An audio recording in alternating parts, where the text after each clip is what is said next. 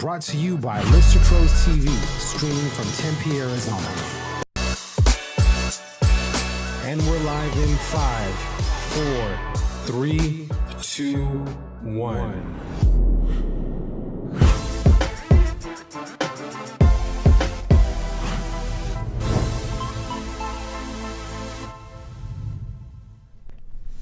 Hey guys, Jordan here with Lister Pros TV, and today we are on Real Estate Pros talking about the evolution of the real estate industry, which, man, it is changing fast, or not necessarily changing fast. I think the roots is still moving somewhat slow, but there's a lot of things happening out there that are, causing some noise. Anyways, but we're on the show today with Chris Tiller, the first two-time guest on the show. Yes. Really? Yes. So you should feel honored, blessed. Chris. Yeah. Always got something insightful to say. So You too. Thanks for for having those me. that missed the first segment, don't know who you are, give us a quick background on yourself, Chris. Chris Tiller, Russ Lyon agent with mostly Southeast Valley. I'm on the W group with Lisa Wadey. She's a North Scottsdale agent, and I handle South of Shea essentially. So if this is mostly agents, I'm a real estate agent. One of the peeps. Hey, me too. Yeah. Are you an agent? You still hold your license? Yeah, I still hold my license. I do a few deals a year. Obviously, I don't focus on it, but mostly, really close friends or family that'll ask Keep me. your toes in the water. Exactly. I kind of like to stay somewhat involved, just to, because the process is changing the back end and things like that. I just like to stay relevant on it, so it's interesting, and in buying a house recently, real estate agents do not evolve very quickly. See, I bought a house a few months ago, and I was so surprised in 2017 the amount of people that were buying, that would just list homes with their iPhone photos. It was crazy, and the actual house that we bought had the worst photos, and you go to the house and you're like, wow, this house is great. Like, the pictures don't do it justice. Like, we literally offered less because it had been on the market for a little bit and the pictures were so bad. So I think people are missing the boat in that sense. But it was mind blowing how many were just like really, really bad photos. Yeah. And this isn't a $50,000 house. These are decent sized house. I think people are losing focus, or they think it's a good market. You don't need to do anything. But, one of your main roles as a real estate agent is to get as many eyeballs on your listing as possible. And that is why we roll so fast with the Zillow walkthrough videos on all of the listings for our customers, because we know we want to drive results. Anyways, so that kind of got off topic there. That's just a recent passionate of mine and a recent experience. But, you would think that things would click. It still seems like, the real estate agent, it's a lot about, who not necessarily the bottom line value that you're going to be bringing to the table to sell the home for as much money as fast as possible for, Anyways, this is just my experience. I'm not, you're in the business a lot more than me. That was just, one experience, but you represent buyers and sellers. What are you seeing out there? Similar. Yeah, the market is a direct reflection of, like you said. If you're listing a $200,000 to $300,000 house, a lot of times you can get away with iPhone photos because it's going to sell. But do you think? So it'll sell. But do you think when the market turns or whatever, what I'm thinking of when people do that is how they're perceiving themselves in the marketplace. So, everything's pretty social. You're sharing photos of your new listings on Facebook. Hey, check out my new listings. And you're selling your iPhone photos on there. If I'm your friend and I'm a consumer and I'm like thinking about selling my house, I'm going to be like a little bit turned off, because I'm going to be like, well, that's the kind of marketing that you're going to do on my listing. That's right. That's where I think it's kind of like, not the smartest thing, even though your house may sell, because at that price point, there's a ton of buyers, inventory is low. Right. What's the other side of the business? Well, so that it ties into the evolution of real estate, believe it or not. The agent who does that, I don't want to talk bad about them, because sometimes they just don't know. Maybe that's how they were trained. They came into the industry, they hung their license with a zero commission or 0% company, and they just said, hey, good luck. And they didn't get any training, so they don't know any different. Maybe somebody sold their house with iPhone pictures and they said, hey, I can do this. So they went and got a real estate license, and then they just duplicate what they expected or what they experienced. So from an evolution standpoint, that type of agent is the reason why you see a lot of these companies starting to pick up. If a good quality agent, individual agent, or even on a team was handling their business appropriately, people wouldn't be influenced to go try some of these other companies that are popping up and doing very, very well. Because once a customer has a bad taste in their mouth about an agent who didn't do their diligence like they should have, and we become a commodity. I mean, you can throw us in the bulk with used car salesmen a lot of times. I mean, that's how people really feel about real estate agents. There's just so many of us. You can't hit a golf ball without hitting a couple. I mean, go sit at a Starbucks. Seriously, go sit at a Starbucks. There's 3 or 4 real estate agents sitting in there right now, just pounding away on hey, want to buy a house? Hey, want to buy a house? Want to buy a house? It's just exhausting. And then when you get a service that's bad, it's what pushes people to try different things. Saying there are people like trying to solicit people at Starbucks? I've been solicited at Starbucks. Really? Oh, yeah. I mean, I don't frequent Starbucks much, but... Oh, yeah, because I talk to everybody. Most agents do, and just even having conversations. When I bought my house... I need to have a Starbucks agent on the show and figure out what the results are. Yeah, they even make... I've seen it lately on Facebook ads. They're starting to make actual advertisements to put stickers on the back of your laptop so that when it's up, it says, on-duty real estate agent, ask me a question about real estate. And the idea is that you're in a public place working...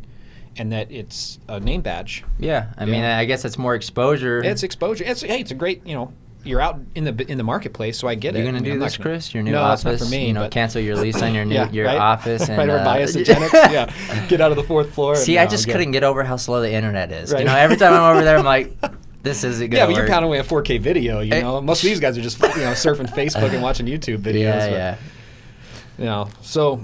As far as an evolution is concerned, that's kind of what's pushing it, in my opinion. The marketplace is going to develop out these companies. They see a need and a niche that they can kind of revolutionize, or at least come in and capitalize on these offer paths. They're seeing a gap in the value that people are bringing to the marketplace, or a lot of the real estate agents are bringing. There's a gap. You get a listing, you take iPhone photos, and it's a $300,000 house, and it closes almost automatically as long as you don't fumble. You're getting a big paycheck, and then the consumer, or you're looking, there's some margins to be made there, or some weight, and there's also a lot of waste in the real estate. Tons of waste in the real estate industry on a lot of different things. I can't even get started on.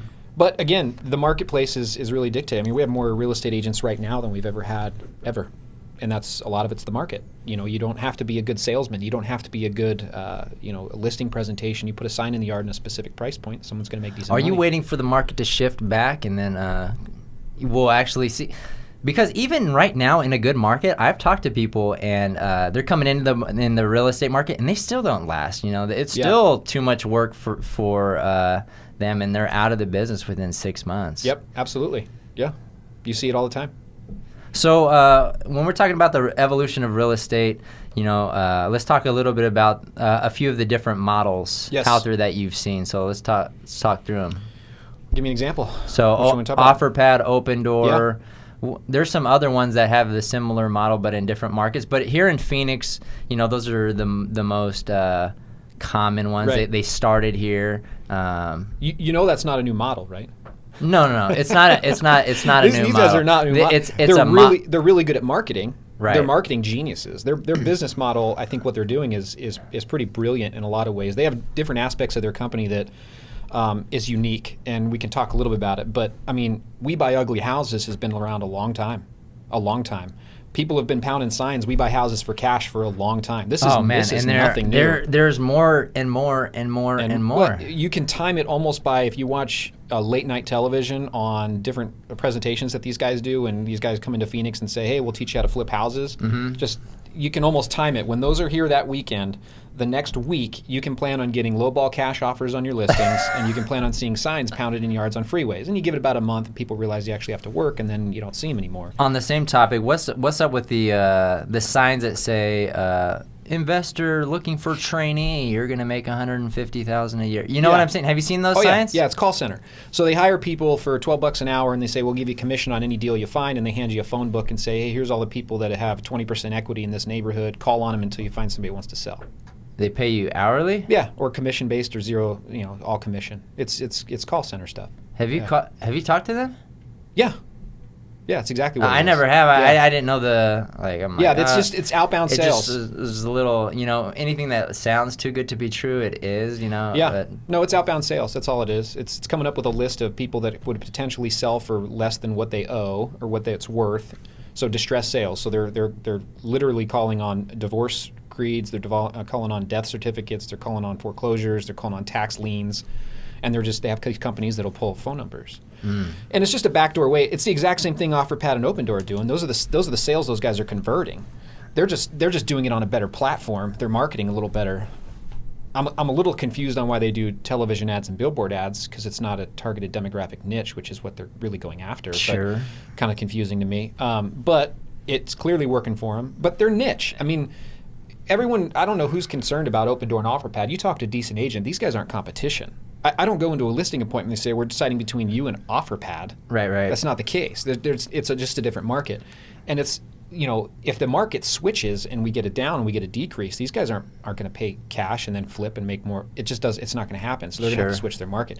Now, it's brilliant right now. So and it's great in Phoenix. It's great in Vegas. It's great in areas of Texas. But you're not going to see it in Blythe. You're not going to see it in, Podunk, Buckeye with farmland. Sure. They're very niche specific areas. I mean, it's Santan, it's Maricopa, it's pretty easy to track what their model is, and they're doing very good at it. So, part of their model is obviously buying houses and turning around and selling it. But they're also kind of coming out with new things. I think iAgent or iBuyer. No, that's one of them. Anyways, where if you don't have representation, they'll give the agent. Agent will be at the house within 5 to 10 minutes, or that's what they say, and then they pay the agent 1% commission representing the buyer and a referral fee. So they're kind of like a hybrid. I don't think they're all in like we're going to just buy homes and flip and right. They're looking to evolve their business as well. And they're going to have to. Same thing as Zillow, because Zillow has instant offers now. Before they were more of a platform, so they're trying to evolve. Right. What's your take on Zillow instant offers? There's a bunch of disgruntled real estate agents signing petitions and trying to slow them down. I don't know. What do you think about it? I mean, I love Zillow. I think Zillow is a great platform. It just depends on what your market is. I mean, if you're a relationship-based real estate agent, Zillow's not your competition. They just aren't. If you're establishing relationships within your niche market, no one's going to compare you to a Zillow agent. They just aren't. Zillow agents are buying zip codes, and it's transaction-based business, and it's just a different model. So it just depends on which direction you want to go as an agent, whether or not Zillow's a competition for you. Sure. So Zillow, when they say Zillow offers, Zillow's not buying the house. It's just another opportunity for them to market and sell the lead to someone else. They're not buying cash. They just have an investor that's just like an agent, and they say, we'll give you the opportunity to offer on this house, and we'll give the agent the opportunity to house. How much do you want to pay me for a monthly service? Zillow they are not interested in real estate at all. They are a technology platform. Mm-hmm. That's like saying, and we've talked about this before, Uber's not going to go out and hire drivers. They're a technology company. They're not interested in the liability and the risk of associating with brick and mortar style management. They're not in human resources. They're a tech. They're a tech company. That's all they're interested in. So I'm not worried about Zillow. I think it's great. I love the idea that someone can go and educate themselves on the market, because that used to be my role. They've taken that off of my plate, and now I can focus on what's important, which is understanding the value and how I can sell your house for more than what it was worth. Whereas before, I had to sell you on the justification of a pricing. Zillow helps me with that now. So it's not really that big of a deal to me. I'm not concerned about it at all. Yeah, and then on the different style model, do you think these discount brokerages will ever, grow legs, we should say? We can talk about Redfin, where, we'll list your house for 1%, and on the buy side, we'll kick back a portion of the commission or whatever. Do you think there's something there where, something like this will take off? I think we're seeing a lot of people or different companies. Right. I say Redfin. Open listings we were just discussing earlier. I don't. I think they'll have their place, and I think that's part of their sales proposition, Right. And that's what they'll kind of spin, especially if they're in a decent market. So if they're in this market, I think sometimes it can make sense if you have a weak agent that can't sell themselves and understand if you don't know how to express yourself to a seller on why you're worth the value, then Redfin's a good way to go. Sure. Because if you can't explain it, then you're probably not worth it. So it's probably better for that person to save the money on the agent fee and just go with a Redfin. But most agents, if they're strong and they're qualified, can explain to them why their value is important and why they can net more money for them. But as far as getting traction, I think people are focusing on the percentage too much. When Redfin, from what I understand, they're paying their agents salary. They're not commissioned agents anymore. So, you get what you pay for. If you think you're going to get the same service and the same dedication from an agent making 66% less money, you're insane. Yeah, that'd be like if you have a job, if I told you you were going to make 50% less money today when you came in, would you be as motivated? Would you help these guys develop as photographers? Probably not. If you're making half, you get paid for what you do. Sure. In my opinion. But yeah, as far as the brokerage is concerned, and then Redfin, in my opinion, they just went public. Yeah, so they did. that changes, your business model changes drastically when, as opposed to being innovative, now you're quarterly focused. Now you have to answer to shareholders. It's a very different model, very different model. And, people used to worry, when you remember CarMax? Yeah. They're all non-commission based sales. That's the whole thing. Is we're not pushy salesmen. They're not pushy salesmen. The sticker is what you price is what you pay. I still see car lots all over the place. Used car salesmen. You drive down a Mesa Drive, in Mesa, there's used car salesmen all over the place. It didn't kill an industry. It was just picked up a niche of people that weren't comfortable going to car lots, and definitely wasn't the majority. Yeah. So these Redfins aren't going to come in and just totally get away from. There's just too many intricacies in real estate for them to just dominate in one market.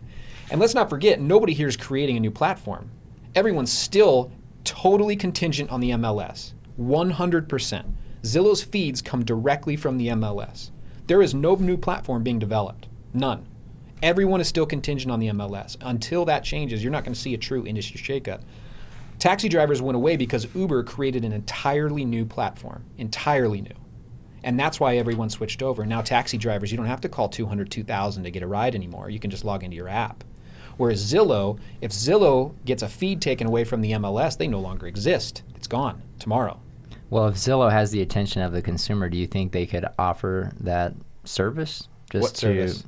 To list your home straight on their website, market, sell, and do everything. Yeah, they could. They could, but they still need the MLS. Right now, they need the MLS. If the MLS gets taken away, and I'm not saying that it will or it should or any of that. I'm just saying that it's still contingent. Their whole business model is contingent on a feed from MLS. So that's where they get their photos. They can get evaluation from previous sales. They can still pull public record, but they're not going to get, the attention comes from the photos. It comes from the video. It comes from the agent. It comes from all of that stuff being worked. It's not a new platform. They can't, no one here is truly coming up with an entirely new system to take over the real estate model away from a real estate agent. Mm-hmm. Right now, that just doesn't exist. It may be being developed that I don't know about, but you still need real estate agents to do the groundwork, to set them up, to grab the information that we're coming up with. Yeah, on the customer service side of things, that would be my concern when we're talking about these discount brokerages. What is the experience like? Because if somebody hires you, they're working with you, they can call you, and you're responsive. I don't know, because I've never used these companies, like Redfin or Open Listings or whatever. What does that experience look like? Obviously, if it's really bad, the service isn't going to be around very long. Well, it's discount. I don't think anyone. I hope they're not trying to sell themselves on, we give you the exact same service that you would normally pay double for, because it's just not possible. Now, if you have someone who's experienced a bad agent or an inexperienced agent or someone who doesn't understand real estate and didn't get the training, then a Redfin discount brokerage who's organized, who has the support structure behind them, someone that processes paperwork and takes professional photos, and someone that answers the phone, and they have this system in place, then their experience is going to be better. Well, what's the difference between Redfin and some of these bigger real estate groups that you see out there? They run as a team under like one team lead, but there are several agents. What would is one going to offer better service than because you would think that they're touching a whole lot of different people during the transaction. They may not be, it's just me and Chris, and that's how it is. It's going to be, it's Chris, he's going to show me the houses, then we're transferring over here to a person that's handling the transaction. anyways, I'm just curious how from a customer service standpoint. Right. And every team's different, so it's hard to narrow down. Some teams are really good at certain things and niche marketing. Some people, some teams are golf properties, some teams are waterfront, some teams are North Scottsdale. So, and then they structure it different. So you may have a listing agent. Man. Yeah, it's crazy. Tons. Which is why it's difficult for people to come in and try to truly dominate. Open Door and OfferPad, these guys are 1.5% of the market. I mean, if you gave me their advertising budget and their staff, I'd have 1.5% of the market. I just have to pick a different niche. I mean, it's capturing that type of a marketplace based on what they're doing. They're doing a great job. Yeah. I don't think is that difficult if you have that backing. I mean, they got a ton of money behind them, a ton of money. I mean, Bear's been around this for a long time, and he was an REO agent. I don't know if he's ever been on a listing appointment. Yeah. You know what I mean? Mm-hmm. The guy whose name's in your front yard, you know what I mean? So, yeah. And then, from a customer service standpoint, let's not forget that Open Door and OfferPad are there to make money from the purchase. They're there to essentially take advantage of a situation where they can net more money on the sale than they bought it for. So the service that they're delivering to that client, the person that's selling the house, isn't the highest net. The promise that they're delivering to them is we'll close on time and you won't have to pay repairs, and you pick your close date. It has nothing to do with highest net value. Right. It's convenience. It's convenience. They're essentially buying time. People that are out of state or inherited a house or whatever, they don't want to do the repairs. They're elderly. They don't have any support structure here. They don't feel like they have another outlet. Nobody advertised to them, so they saw an ad and made a phone call. So they're not trying to create a long-term customer from that sale. They're trying to create value from a purchase, and then on a resale side, they're making their own money. It's essentially a FSBO in reality. So it's just a different model. It's not like OfferPad buys a house from you, and then you go to buy a house 3 months later and go call OfferPad and go, hey, do you guys have an agent that'll represent me on a buy? That's not the experience OfferPad's providing that person. It's just not the route they're going. And I understand it. You focus on what you're good at, and they're fantastic at what they do. Yep. Yeah. Awesome. Well, this has been a very fun episode of Real Estate Pros, talking about the evolution of real estate. We're going to have you come back on the show probably once a month or something, because it seems like things change, and we'll have another topic of discussion in a month when all the real estate agents are disgruntled again and talking something else comes up every 6 months. What's happened? Anyways, it seems like it happens more often now than it did a few years ago. So I don't know why everyone's mad. It's a great market. This is a great market. It is a if great market. If you're not making money now, you're in big trouble if we get any type of correction. Yep. If you're not doing well now, good luck. It's going to be a tough one. Yeah. So awesome. Well, thanks for being on the show, Chris. Thanks, Jordan. And we'll have you on another episode of Real Estate Pros. Three-peat. And we will see you guys on the next episode.